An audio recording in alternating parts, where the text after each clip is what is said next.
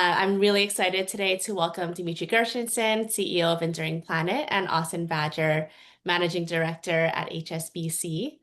And we're covering a topic that we get asked pretty frequently with early stage and angel investors around the capital stack for climate startups. And so today we're covering debt as a critical part of the capital stack where both Dimitri and Austin have really a deep background in founder-friendly financing and institutional sides of the debt landscape. So they'll be helping us to really unpack how debt can be used as an additional financial instrument to really accelerate and unlock pieces of key climate startups. So the format today will start with a 30-minute conversation that's fully open, and then the second half will be moving to more of a closed discussion for Climate Angels with Q&A. So short time, so let's dive in. So we'd love to start at the beginning. Can you give us a quick overview of the types of debt that early stage companies are typically looking at to access? Dimitri, let's start with you. Yeah, I mean, this could probably be its own 30-minute conversation, but in our experience, the needs across, what you would call early stage climate tech really vary pretty broadly. So folks are generally looking to debt to do one of kind of two things. One is to bring forward cash flow that is relatively predictable, right? So that could be receivable financing, contract financing, term lending. I would even put venture debt into this bucket, right? Because with venture debt, you're effectively borrowing against a future raise that you are expecting to likely have, right?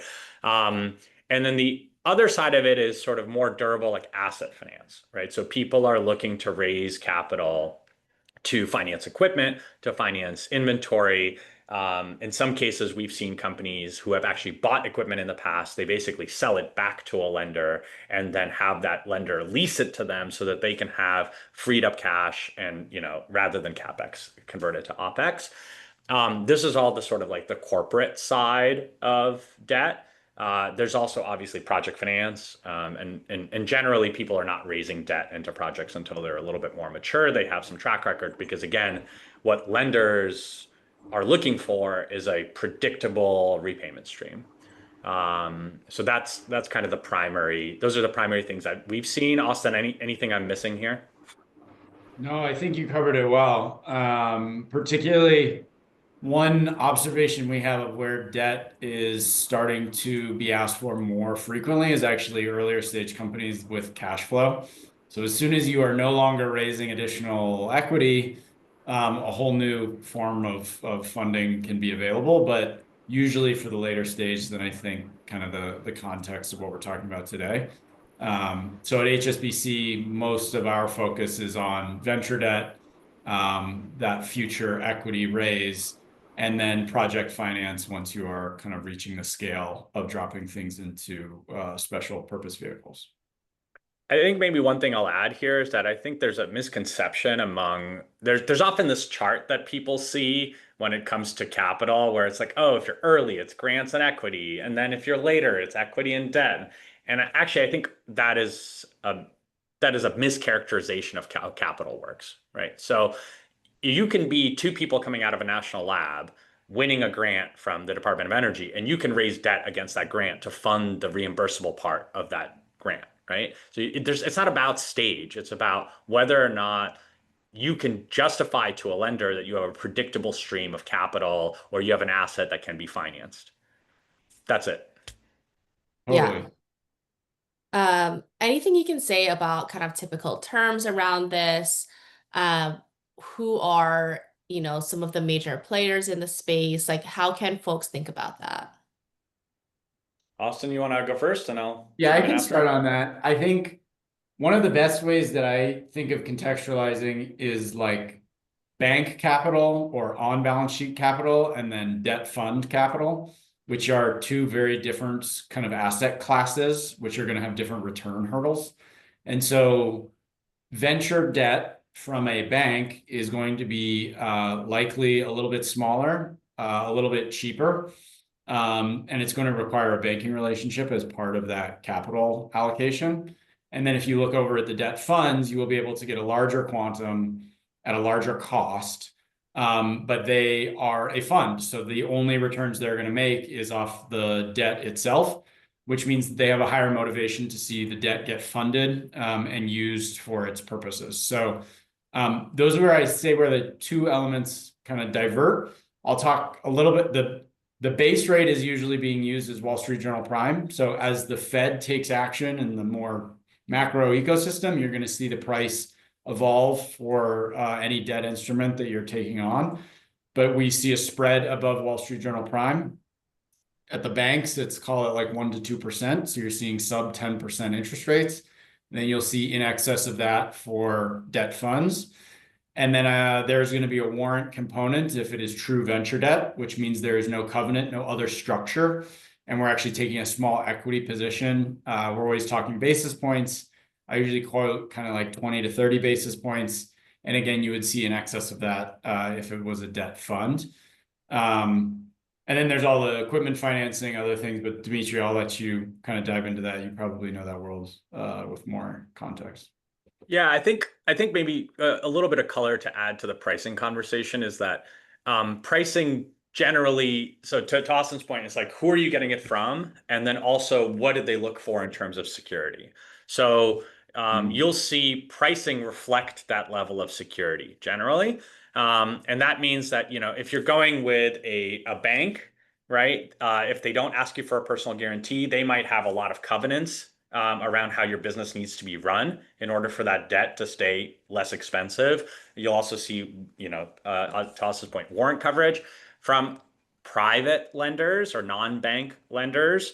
A lot will depend on whether or not it's an all asset lien loan, whether IP is pledged as collateral, whether or not you have a personal guarantee. Our experience is that, for early stage climate companies, debt from non-bank lenders ranges anywhere from like 12 to 25%. And like even debt at 20 is actually a reasonably priced instrument given the risk profile of these companies and the kind of the types of things that people lend against. At Enduring Planet, our rates are in the like 15-ish range. And for government receivables where we're lending against government contracts, we only secure against those contracts or the receivables from those contracts. If we're doing term lending, we're in that same range, but we'll look for a greater collateral base. A lot of this kind of depends on the risk profile of the predicted payments, right? In equipment financing, I would say rates are generally higher, but they are often perceived as lower because of the structure of those transactions. So you have to be really careful about when you're looking at any kind of instrument, you want to make sure that you're evaluating it on I would argue on an IRR basis. So you can kind of like compare things that have, payments that are front loaded, payments that are in the back, amortization schedules. You also want to integrate the cost of warrants, any fees, right? Like, this is one other thing that maybe worth flagging because I could spend a lot of time talking about this, but a lot of lenders will play around with pricing within the loan to make it seem like their rate is more competitive than it actually is. So you'll get a term sheet from a lender. They'll say, oh, it's a 13% loan. And then they'll be like, okay, but we charge a 2.5% origination fee. And then we charge a servicing fee. And then we charge a fee on top of the servicing fee for management and blah, blah, blah, blah, blah. And so we had a case where one of our companies came to us and they said, hey, we currently borrowed from you at, 16 and we paid you a 1.5% origination fee on a year loan. So it's basically a 17.5% loan. But we have an offer for a 13% refi from this other lender. And we said, cool. Well, as part of our terms, we have to see the offer to make sure that like you can basically pay us out with this. And when we dug into it and looked at the fine print across all the fees, it ended up being 22% debt. And they were like, well, it was 13. We're like, but it's not if you actually like all these fees apply to you at all times. And so I would just be really careful and make sure that you like look at the fine print and when possible, ask for the final loan agreement in advance. If you're like going to sign a term sheet, just be like, hey, can I see your draft loan agreement? And then you'll see how that stuff is broken out in more detail, and it'll help you understand what you're getting into.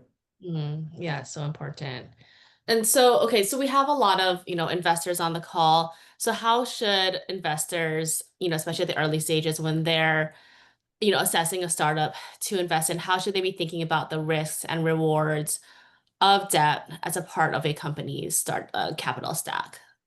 Austin, do you want to take that one first? Yeah. Yeah. And I'll maybe answer.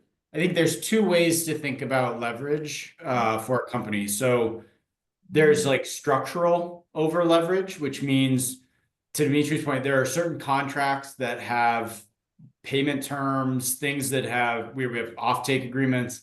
If those are not flowing in the way that the lender originally anticipated they would, you might have a situation of over leverage. So in those instances, I would be looking at anything that has very structured alignment to a part of the financial statement, whether that be an income statement, balance sheet, and try and understand the forecast and how it was mapped to the existing kind of underlying agreement.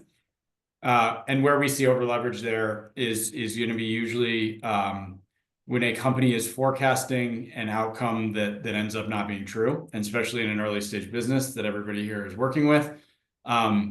We always say if you're 100% to plan, we're more worried about fraud than we are about your performance. And so that is the one thing that we're always keeping an eye on.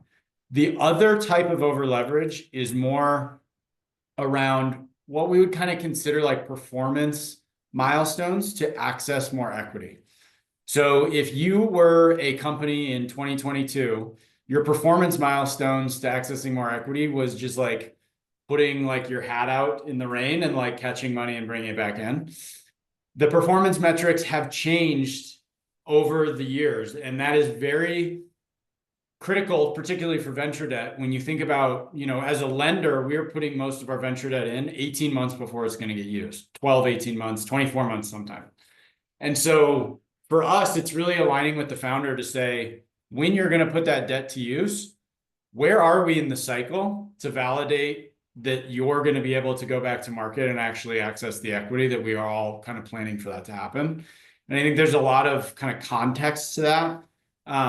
But as you might imagine, over the last 12 months, we've seen a lot of milestones move out and say, we all thought that if you hit these milestones, you would be a sure bet going out to market to raise your Series B.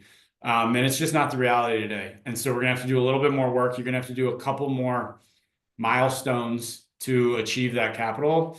And I think the best founders are the ones that are very attentive to that moving posts and how they're using debt to kind of get to that next level.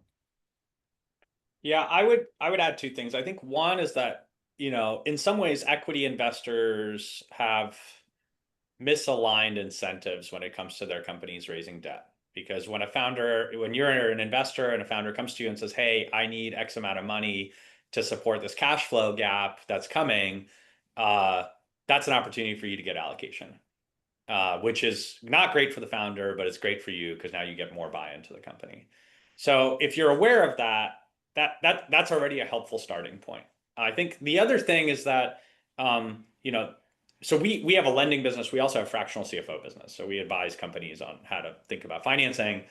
We don't advise the same companies we lend to. That's a conflict, but we have lots of clients, right? And so the general guidance that we give folks is that whenever possible, you should use debt to finance working capital needs of predictable outcomes. And you need to be careful and understand whether or not you can service that debt, right? Does your margin support you to service that debt? Or if you're using equity to pay the interest cost on servicing that debt, or do you have sufficient equity? Like, you need to be able to do that math.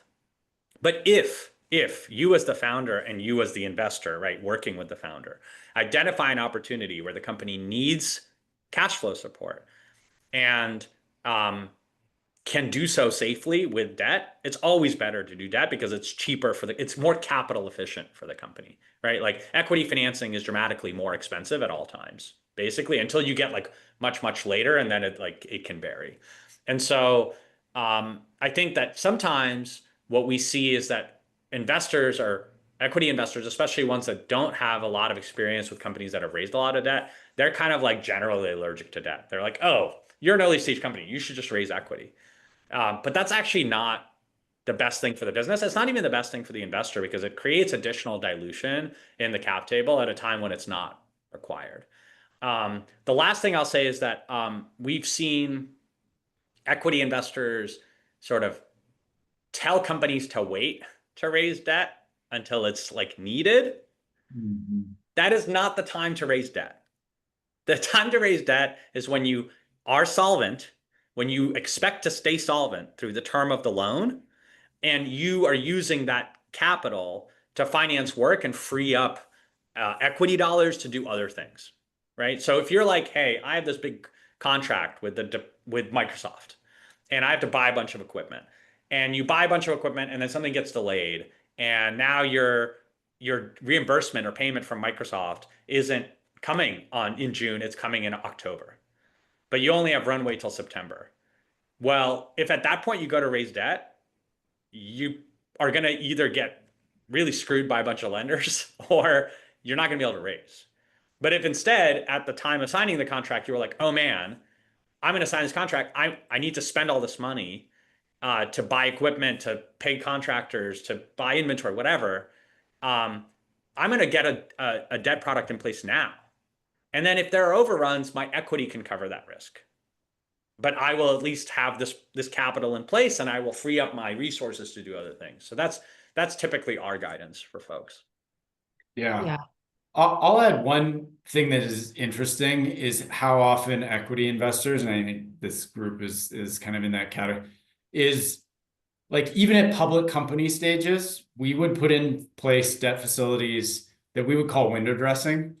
And it is amazing how many times an equity investor just sees cash on the balance sheet and says, okay, like they're liquid, and really never goes down to liabilities and figures out how much debt is on the business.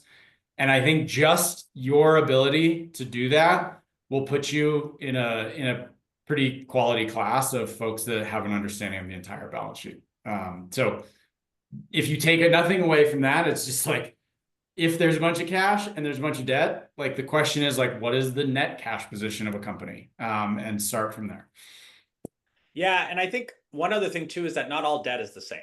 Right. So to Austin's point, there was sort of a comment earlier around, well, what happens when things go wrong, right? And how's the debt structured around when those things go wrong? And so if you're an investor advising a company who's about to take on debt, that is a really material component of that decision, right? Will the lender, either is the debt structured in such a way that it is flexible, or will the lender modify the loan if things go wrong? And what are their conditions for modifying that loan? So, in our case, when we have let's say a government advance loan, so we've lent a company money to do a big project with the California Energy Commission, right? And they expect to get reimbursed on some schedule, and we craft the loan to that schedule. In reality, the way that we structure our repayment is that we get paid when they get paid. And so if their payment from the CEC for 100 grand isn't in March, it's in April, it really doesn't matter to us. We actually earn more money because it's a month later. So great, right? And then if we come to the point where the loan is due, so like it's been 9 months or whatever, and the final repayment's due, but the CEC is delayed on their reimbursement for another 60 days. For us, modifying the loan and extending it for 60 days is actually great because we make more money. So as long as the company is solvent, they have runway to get that payment from the CEC in 2 months, we don't care. Yeah, we'll extend. That works to our advantage. Other lenders will not do that. They'll say, your loan is due, pay us. We don't care. You figure out the rest. And so like that's a conversation that you as a founder, and if you're an investor and if one of your founders is looking at taking on debt and you don't know the answer to this question, you're not being a good steward of that capital. You're not being a good advisor. Yeah, really helpful advice, and kind of getting into the next question that I had for you all, which is, as an investor, as an angel investor in companies, how should they be advising startups around financing plans, and how should they be even evaluating startups with considering debt as a financing plan? I'm gonna maybe say something controversial here. Um, Not all angel or early stage investors have the relevant expertise to give advice on financing plans. It is okay for you to not have an opinion. We've seen a lot of investors give advice on fundraising plans where they have no experience with how folks should finance assets that generate revenue and they should do an asset financing SPV, or how folks should think about early stage project finance in the context of developing relationships with project equity investors. Like people just don't always have that expertise, and that's okay. I think the best thing that you can do is guide founders towards resources that have that specialized expertise, right? So whether it's a fractional CFO, whether it's a project advisor like Mark One or Precursor, whether it's a firm like ours, which can do the full suite, build a model, do accounting, like whatever it is, that's really important. I think the other thing too is just to ask these questions about like what are you financing with what type of product, right? So this is a thing that we often don't see investors do. They'll be like, oh, you need 10 million to get through the next 2 years. Let's raise a $10 million Series A. And it's like, yeah, but what is that 10 million actually being spent towards? How much of that is generating predictable outcomes, and where should debt be layered in and at what time? Because that's the other thing too is, people say, oh, well, we'll raise this equity round and then we'll do debt 12 months later. And but if you go to a venture debt investor 12 months after an equity round, they might not do the deal with you at all because they have to have proximity to the most recent round, right? And so timing, composition, the blend of capital really matters. And so like asking those questions is important, you know? Yeah, I couldn't agree more with that. I think a lot of times it's also trying to understand where the founder is in their journey of understanding the capital stack. And so if they're presenting to you and saying, I'm raising 8 million of equity and 2 million of debt because this is the use of debt and this is the use of equity, then that just shows a maturity in your founder. Yeah. That means that they have an understanding of sources and uses of capital. But it's very common for folks to say, I'm raising 10 million of equity. And it's very common actually for equity investors to kind of get caught up in that. I mean, if this is a really high value business where you think you're getting in at a good valuation, you might be encouraging them to spend equity on things that are maybe the lower value, because that gives you more access to the round. And so we see all kinds of dynamics take place in the capital stack. And yeah, I think my advice as you're doing that exploration is, one, finding partners who are good references. To that point, I think early stage investors, their superpower is bringing in folks to round out the rest of the capital stack. And then I think it's doing those types of, you have enough iterations of it where one lender says, pay me back, 60 days before you need to make the payment. You have another one who doesn't do it. Like that's just repetition and reputation and market that will get built over time. But if you can hack your way towards the right ecosystem of reputation, you're already ahead of the curve. And I think Dimitri already said it, like ask for the loan agreement, like read the line item that says what repayment looks like if they miss the payment, and do homework on the firms and the funds that are involved in it, and channel check. So Yeah, really helpful advice here. We have a few more minutes. I'm wondering if we can wrap up with maybe a story from a company that you've lent to, maybe one success story, and then maybe one that hurt a company's growth. Austin, I'll start with you. yeah. So where it is the most powerful, I have seen founders use venture debt as a negotiating tool for raising their next round of financing. This is the easiest story. We see it all the time. A next round of equity investors say, hey, we see cash is maybe a little tight on the balance sheet, and they get a little cheeky in loan doc or in docs for thinking that they're going to be able to squeeze a founder because they're looking like they're low on cash. And as soon as they say, I got venture debt and I just called Austin and I can draw it down tomorrow, all of a sudden, the deal gets done at the terms that it should be. And so that's the magic sauce of just saying, I got some extra money hiding in the background that allows you to do that. Similarly, I've seen a lot of really, really savvy founders say, I do not want to go to market yet. I want to hit this extra milestone to increase my valuation. You talk to every investor around the table, they all agree that that is a good use of capital. And you see debt get leveraged to hit that extra milestone before going to market.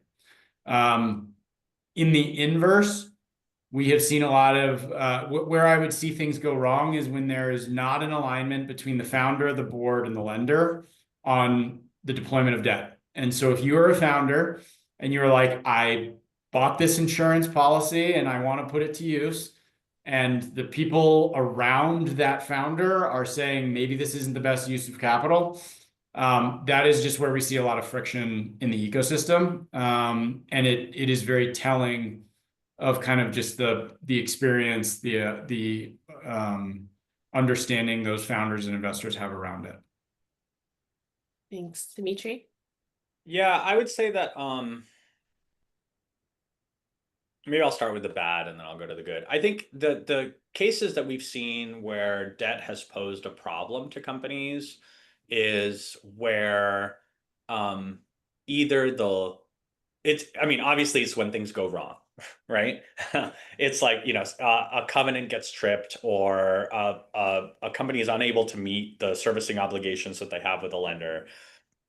And, generally it boils down to either the fact that like the debt should not have been taken in the first place because the thing that they were financing with it was not as predictable as they thought, or the lender is fundamentally inflexible, despite the fact that there's actually a good narrative for modification. And so I think in general, this is where it's really, really important to be extra careful upfront, right? So like really, really think through all the ways in which the loan can go bad, and then have a conversation with the lender about what would happen in those circumstances, how far ahead they want to know. Some lenders, if you tell them, hey, in 6 months, I think things are going to go bad, they're going to take that opportunity to they're going to try to get out. And so they're going to leverage every tool they have in their toolkit to get out. Other lenders really appreciate that. And they're like, oh, we'll work with you and we'll modify the loan now so that you're not in default. And then we have to do a modification while you're in default when you already have no negotiating position, right? Like once you've entered breach or default with a lender, your toolkit as a founder shrinks dramatically for what you can do. And so I would just like be thoughtful about what are the covenants. In some cases, like you'll have a senior lender who has a minimum cash covenant, and you'll want to raise additional debt, and they'll block that additional debt because you're about to breach that minimum cash covenant. And now all of a sudden you're in a position where you're in default with a lender, you can't raise additional debt, your equity investors are freaked out because you're in default with your lender, and like things cascade really quickly. So in terms of good stories, I mean, we post case studies on our website. So if folks want to read about how companies use their capital, you could take a look. The one that I like to share is there's a company called Pavilion where we've done 4 loans with them now. I think we're about to do our 5th. They have this really innovative like solar integrated fabric robotic thing that they have designed and developed. One of the major applications is with the U.S. military. And so they came to us because they had this problem where they would basically have one contract going with the military to deliver, 5 units, and they would spend all this money, and then it's a pretty long reimbursement cycle. And while they're going through that process, they'd get another contract from a different branch or from the same branch, but for more units. But now they have all that cash tied up in that first contract. They can't start work on the second one. And so what we did was we provided them working capital so that, we would finance contract 1, then they'd get started on contract 2, then we'd finance contract 2, they'd get started on contract 3. And so they have this like flywheel where they can just keep recycling money and growing their revenue base without being stuck in this reimbursement cycle. We also have circumstances where a lot of folks come to us and they're like, oh, we have this grant or contract that we need to hire for, and we need to pay people now. But the first milestone isn't for 9 months. So we're not going to get paid for any of that comp. And so we'll lend them money, they'll buy equipment, and then they start getting paid and we get paid. And so those are like, it's a lot of sort of liquidity cash flow solutions for us. Yeah, that makes sense. Great. Well, thank you so much to you both for joining today and sharing your insights for founders and investors on how to think about debt, especially at the early stages. Thanks, Dimitri, for dropping in these links here. Awesome. Yeah, this is where you can find them. Austin, if you would like to share, I'm happy to send out the information afterwards as well to folks.